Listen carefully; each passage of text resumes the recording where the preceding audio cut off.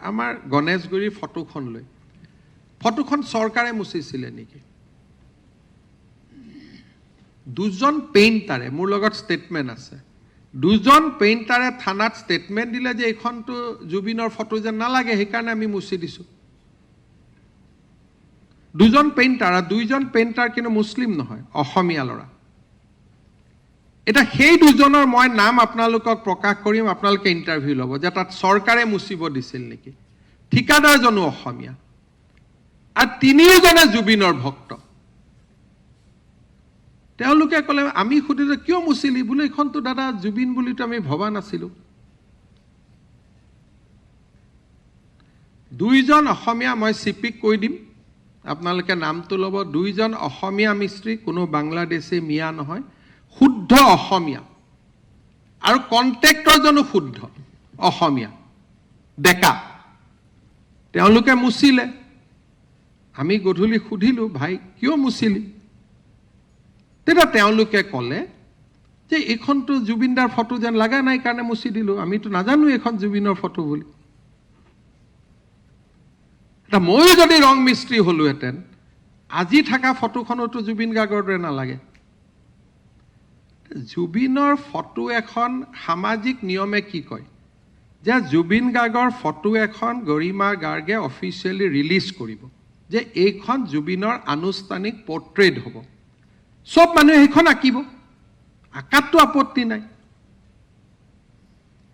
এখন photo release হ'ব লাগিব নে নাই সবেইতো সব ধৰণে আঁকিব নোৱাৰে আঁকিব পাৰে নেকি আপোনালোকে কওকচোন ৰাষ্ট্ৰপতিৰ ফটো আমি যিকোনো ফটো লগাব নোৱাৰো এখন পৰিয়ালে ফটো ৰিলিজ কৰি দিয়ে যে এই ফটোখনে প্ৰতিমূৰ্তি বনালেও এখন ফটো এতিয়া কি হৈছে তাকে লৈ তেজপুৰত এখন অদ্ভুত ফটো বনায় বৰপেটাত এখন অদ্ভুত ফটো বনায় তাকে লৈ দুদিন ছ'চিয়েল মিডিয়াত চৰ্চা আসল নিয়মটো কি যে আমাৰ জাতিটো কেনেকৈ পৰিচালনা হ'ব লাগে মূল সিস্টেমটো কি যে জুবিনৰ অনুৰাগীসকল বহিব এখন জুবিনৰ ফটো নিৰ্ণয় কৰিব যে জুবিন গাৰ্গৰ এইখন ফটো হ'ব তাৰপিছত যতে আঁকিব না তাতো কোনো সমস্যা নাই এটা এই যিটো গ্ৰুপে ফটো আঁকে তেওঁলোক হ'ল SFI আৰু তেওঁলোকে ফ্লাইঅভাৰ হ'ব প্ৰথম নিদিয়ে আৰু ফ্লাইঅভাৰখন হোৱাৰ পিছত তেওঁলোকে ফটো আঁকে আপোনালোকে চাব এই যে যিজন ল'ৰা তেওঁ ভৰলুমুখৰ ফ্লাইঅভাৰ হ'ব নিদিয়ে ইটো হ'ব নিদিয়ে প্ৰথম গছ কিয় কাটিছে বুলি তেওঁলোকে আন্দোলন কৰে এই একেটা গ্ৰুপ আৰু যেতিয়া ফ্লাইঅভাৰখন হৈ যায় তেওঁলোকক ফ্ৰীত ফটো আঁকিব দিব লাগে যাতে তেওঁলোকৰ পাব্লিচিটি হয় ইটো টুপি পিন্ধাব হিপু টুপি পিন্ধাব এনেকেতো এজন মানুহক অপমান কৰাটো নিয়ম নাই আপোনালোক সকলোৱে জুবিন গাৰ্গক জীৱনকালত দেখা নাই জানো সেইখন জুবিনৰ ফটো হয় নেকি এটা গৰিমাই চহী মাৰি এখন ফটো ৰিলিজ কৰি দিব যে যোনে প্ৰতিমূৰ্তি বনাব খোজে জুবিনৰ ফটো অফিচত ৰাখিব খোজে যোনে জুবিনৰ ফটো আঁকিব খোজে এইখন ফটো আঁকিব বা 3খন 4খন তেওঁ ফটো ৰিলিজ কৰিব তাৰ ওপৰতে মানুহে ফটো আঁকিব এতিয়াৰ পৰা মই আপোনালোকক ক'লো ফটো সবে আঁকিব পাৰে কিন্তু এই পাৰ্টিটোক মই ফ্লাইঅভাৰত ফটো আঁকিব নিদিওঁ কাৰণ তেওঁলোকে ফ্লাইঅভাৰৰ বিৰোধিতা কৰে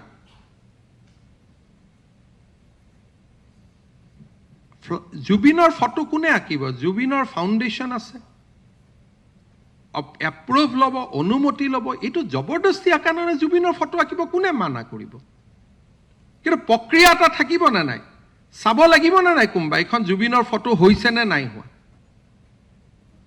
তাৰ মানে গোটেই অসমখনক সবেই ভাবে যে ছ'চিয়েল মিডিয়া ইনষ্টাগ্ৰামত হুলস্থুল কৰি দিম আৰু জবৰদস্তি কৰিম এইটোতো নহয় মই মনে মনে সিদিনাখন কিয় আছিলো সিদিনাখনো মই গোটেইখিনিক খেদিলোহেঁতেন মই জাপানৰ প্ৰধানমন্ত্ৰী আহিব বুলিয়ে মনে মনে থাকিলো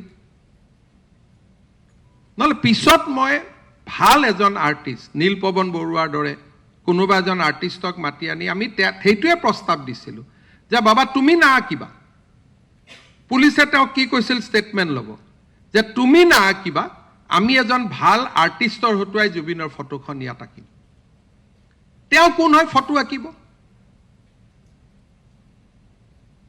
গতিকে মই সব ডিচিক অৰ্ডাৰ দি দিছোঁ, সব এছপিক অৰ্ডাৰ দি দিছোঁ, এই পাৰ্টিটোৱে যদি ফ্লাইঅভাৰত ফটো উঠে they will be arrested.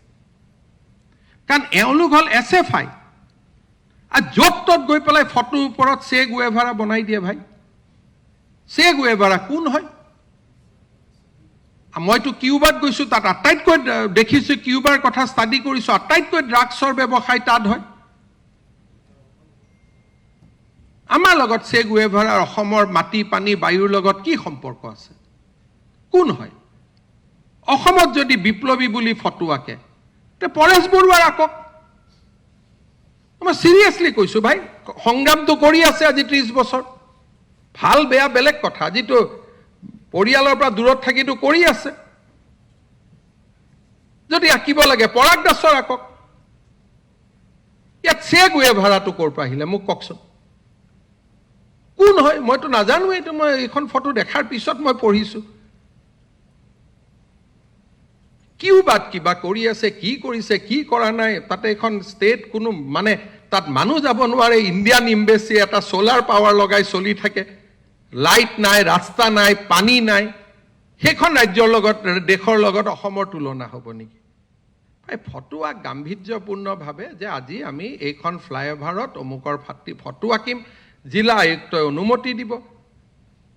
Assam চাৰু কাৰু কলা আমাৰ নিকেতন আছে, সুন্দৰ কৰি তাৰ ষ্টুডেণ্ট যাব, ধুনীয়াকৈ ফটো আঁকিব। কোনখন ফটো আঁকিব গৰিমা আগতে চহী কৰি দিব যে এইখন ফটো জুবিন গাৰ্গৰ ফটো হ'ব। তেনেকে এখন শৃংখলিত প্ৰদেশ কেনেকে চলে মোক কওকচোন? ডিচিপ্লিন ষ্টেট এখন কেনেকে চলে? তেনেকেইতো চলে। ইয়াতে ভৰলুমুখত ফ্লাইঅভাৰখন হ'ব নিদিয়ে, গছ কাটা। দীঘিলী পুখুৰীত ফ্লাইঅভাৰখন হ'ব নিদিয়ে, গছ কাটা। ফ্লাইঅভাৰ হোৱাৰ পিছত এই পাৰ্টিটোৱে গৈ কয় মোক ফটো আঁকা জেগাখন দে। তো কেনেকে হ'ব পাৰে ভাই? হয় বিৰোধিতা কৰ, নহ'লে ফটো আঁক। গতিকে মই সব ডিচি আৰু এছপিক কৈ দিছোঁ যে এওঁলোকে যদি জুবিন গাৰ্গৰ ফটো আঁকিব খোজে ডিচি আঁকিব ফটোখন। কিন্তু এই পাৰ্টিটো কি নাম, এই SFI পাৰ্টিটোক আমি ফটো আঁকিব নিদিওঁ।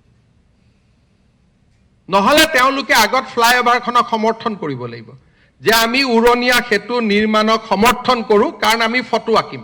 তেতিয়া তেওঁলোকক আমি গেলাৰী স্পেচ এটা দি দিম যে যিমান ফটো আঁক আঁক, কিন্তু চে গুৱেভাৰা ষ্টাইলত নহয়। বিষ্ণু ৰাভা জ্যোতিপ্ৰসাদৰ যেনেকে ফটো হয়, জুবিন গাৰ্গৰ ফটো তেনেকে আঁকক। বিষ্ণু ৰাভা জ্যোতিপ্ৰসাদ ভূপেন হাজৰিকাৰ যেনেকে ফটো হয়, ফটোখন তেনেকে আঁকক যাতে ব্যক্তিজনে উপযুক্ত সন্মান পায়। এনেকেতো নহয়। আৰু প্ৰত্যেক কথাত যিবিলাকে ভাবে যে হিমন্ত বিশ্ব শৰ্মাই ভয় খায়, সিদিনাখনো মই ধৰিলোহেঁতেন। মই ভয়ত আছিলোঁ যে ধৰিলে জাপানৰ প্ৰধানমন্ত্ৰীৰ ভিজিটটোত গণ্ডগোল হ'ব। কিন্তু ভয় খোৱা লাইন আমাৰ লগত নাই। তেওঁলোকে 200 আহিলে বিজেপিৰ 3000 আহিলেহেঁতেন। এনি টাইম বিজেপিৰ সংখ্যা বেছি। তেওঁলোকে 500 আনিলে আমি 50,000 মানুহ একে চুটত লৈ অহাৰ পৰা আমাৰ শক্তি আছে। গতিকে সেইকাৰণে আমাৰ নীৰৱতাবিলাকক কোনেও দুৰ্বলতা বুলি ভাবিব নালাগে। মই ষ্টেটখনৰ কথা বহুত ভাবোঁ। জাপানৰ প্ৰধানমন্ত্ৰীজন আঁতৰি যোৱাটো এইটো বহুত মানে মই অন্তৰত মানি নোলোৱা এটা ঘটনা ঘটি আছে। আৰু ফটোখন কোনে মুচিছিল? কেনেকে ধুনীয়াকৈ নেৰেটিভ বনাই ল'লে চৰকাৰে ফটোখন মুচাৰ পিছত। 2টা মিস্ত্ৰী অসমীয়া, 2টা কণ্ট্ৰেক্টৰ অসমীয়া। আপোনালোকক কালি মই আজিয়ে গৈ আপোনালোকে পাৰ্থ মহন্তৰ পৰা লৈ ল'ব নামকেইটা, আৰু তেওঁলোকক সুধিব কিয় মচিছিলে। কোনেওতো এটাও ইণ্টাৰভিউ নল'লে, এটা টিভিয়েওতো ইণ্টাৰভিউ নল'লে। সেই মানুহ দুজনক থানাতে বহি আছিল যে হিমন্ত বিশ্ব শৰ্মাই মচিব লগাই দিছিলে নেকি আপোনালোকক, কোনোবা ইঞ্জিনিয়াৰ মচিব লগাই দিছিল নেকি। একেবাৰে লিখিয়ে দিলে যে চৰকাৰে মচিব। চৰকাৰৰ জুবিন গাৰ্গৰ লগত কি আছে? চৰকাৰেতো জুবিন গাৰ্গৰ কাৰণে চব কৰি আছে।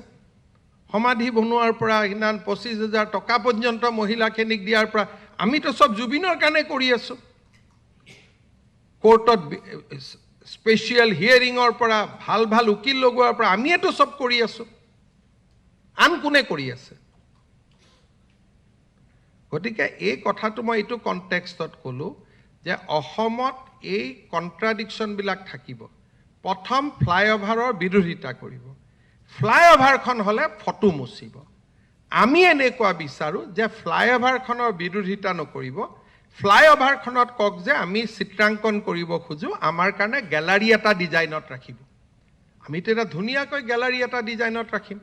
লক্ষ্মীনাথ বেজবৰুৱাৰ ফটো আঁকক, ভূপেন হাজৰিকাৰ ফটো আঁকক, আৰু স্থান আৰু জাগাৰ বহুত মহত্ব আছে। সেই যিটো জাগাত জুবিন গাৰ্গৰ ফটো আঁকা হৈছে, তাত আন মানুহৰ তাত স্মৃতি জড়িত হৈ আছে। গণেশগুৰি বোমা বিস্ফোৰণৰ তাত কিহৰ ফটো আঁকিব লাগে? তাত সন্ত্ৰাসৰ বিৰুদ্ধে ফটো আঁকিব লাগে সেই জাগাখিনিত, কাৰণ তাত অসমীয়া মানুহৰ তেজ জড়িত হৈ আছে বোমা বিস্ফোৰণত। আৰু তাৰ পৰা দূৰত আমাৰ চানমাৰী ফ্লাইঅভাৰখনত ধুনীয়াকৈ এটা গেলাৰী লৈ লওক যে আমি ইয়াতে জুবিন গাৰ্গৰ শৈশৱৰ পৰা মৃত্যুলৈকে 12খন ফটো অংকন কৰিম। স্থান কাল পাত্ৰ থাকিবনে নাই? য'ত গণেশগুৰি বোমা বিস্ফোৰণ তাত হৈছিলে নে নাই আপোনালোকে কওক? তাতে কাৰ ফটো আঁকিব লাগিব? তাত ফটো আমি আঁকিব লাগিব সেই 15জন ব্যক্তি য'ত তাত মৃত্যু হৈছে। তাতে কাৰ ফটো আঁকিব লাগিব? সন্ত্ৰাসৰ বিৰুদ্ধে, যে অসমে কেতিয়াও সন্ত্ৰাস নামানে। সেই জেগা হ'ল গণেশগুৰিত। তাৰপিছত চানমাৰী ফ্লাইঅভাৰলৈকে যাওক, সুন্দৰ জেগা। তাত জুবিনৰ শৈশৱৰ পৰা একেবাৰে মৃত্যুৰ সময়লৈকে ধুনীয়াকৈ কলেজ আঁকক, ফটো আঁকক, ধুনীয়াকৈ বনাওক। বোলে উলুবাৰীত আমি ভূপেন হাজৰিকা আঁকিম, বোলে আমি গণেশগুৰিত, আমি খানাপাৰাত আমি বিষ্ণু ৰাভাক আঁকিম, বোলে আমি ভৰলুমুখত আমি জ্যোতিপ্ৰসাদক আঁকিম। কোনখন চৰকাৰে বাধা দিব? মইতো উল্টাই আহ্বান কৰিছোঁ যে আমাৰ গুৱাহাটী যিখন আৰ্ট কলেজ আছে, তেওঁলোকৰ ষ্টুডেণ্টখিনিয়ে প্ৰতিটো ফ্লাইঅভাৰতে থিম এটা লওক। এটা ফ্লাইঅভাৰ ভূপেন হাজৰিকা থিম লওক, এটা ফ্লাইঅভাৰ লক্ষ্মীনাথ বেজবৰুৱাৰ থিম লওক, এটা ফ্লাইঅভাৰ জ্যোতিপ্ৰসাদ আগৰৱালাৰ থিম লওক, এখন ফ্লাইঅভাৰ জুবিন গাৰ্গৰ থিম লওক, এটা ফ্লাইঅভাৰ ডক্টৰ ভূপেন হাজৰিকাৰ থিম লওক, এখন ফ্লাইঅভাৰ জয়ন্ত হাজৰিকাৰ থিম লওক, আৰু ধুনীয়াকৈ গেলাৰী বনাওক না। কোনে বেয়া পায় কওকচোন? এই নেতিবাচক চিন্তাবিলাক অসমত বন্ধ হ'ব লাগিব। যেতিয়ালৈকে নেতিবাচক চিন্তা বন্ধ নহয় তেতিয়ালৈকে নহয়। আৰু মইতো আজিয়ে কৈ দিছোঁ যে অসমত মই নামানো, মই স্বীকাৰ নকৰোঁ বা মই কণ্ডেম কৰোঁ, কিন্তু কোনোবাই যদি বিপ্লৱী বুলি কেতিয়াবা কাৰোবাৰ ফটো আঁকিব লাগে, অসমীয়া বিপ্লৱী হিচাপে পৰেশ বৰুৱাৰ আঁকক, চে গুৱেভাৰাৰ আঁকি লাভ নাই। মোৰ চিধা কথা। যদি বিপ্লৱী হিচাপত চাব খোজে, কি ক'ৰ পৰা এটা টুপি টুপি পিন্ধাই কি হালত কৰি দিলে চিন্তা কৰকচোন।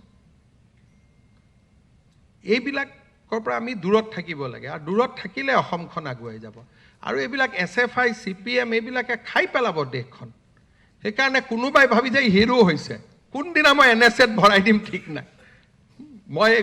মই খাতি তাতি নকৰোঁ, কিন্তু সিদিনাখন মই ৰখিলোঁ অকল জাপানৰ প্ৰধানমন্ত্ৰী আহিব বুলি। জুবিনৰ ফটো মুখ্যমন্ত্ৰীয়ে গৈ নিজে আঁকিব, ময়ো অলপ ৰং লগাই আহিম। জুবিনৰ লগত আমাৰ শত্ৰুতা আমি নাই নহয়। জীৱনকালত জুবিনক বেয়া পোৱা মানুহবিলাকে আজিকালি জুবিনক ভাল পায়, আৰু আমাৰ দৰে জীৱনকালত ভাল পোৱা মানুহবিলাকক বেয়া পোৱা বনাই দিছে। গতিকে এইটো ছিষ্টেমৰ পৰা আমি দূৰত যাব লাগিব।